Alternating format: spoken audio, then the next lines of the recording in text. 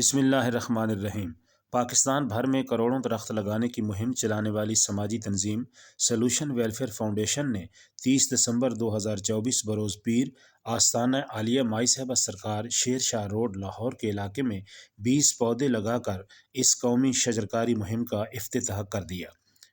شجرکاری مہم کی پروقار تقریب مدنی قبرستان کے قریب واقع آستانہ عالیہ مائی صاحبہ سرکار پر منعقد ہوئی، جس میں فاؤنڈیشن کے صدر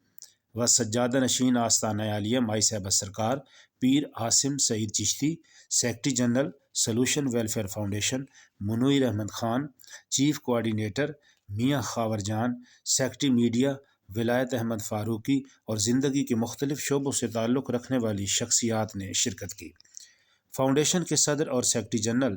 نے اس موقع پر بتایا کہ سموگ کے خاتمے، ماحولیاتی آلودگی میں کمی، گلوبل وارمنگ سے نمٹنے،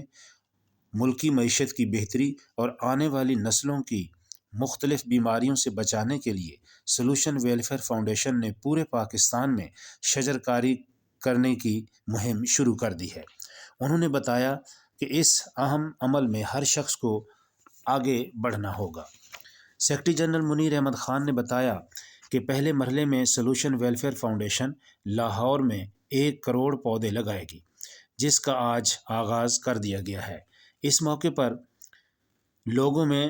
زیادہ سے زیادہ درخت لگانے کے شعور کو اجاگر کرنے اور درختوں کے تحفظ کے لیے واک کا اہتمام کیا گیا۔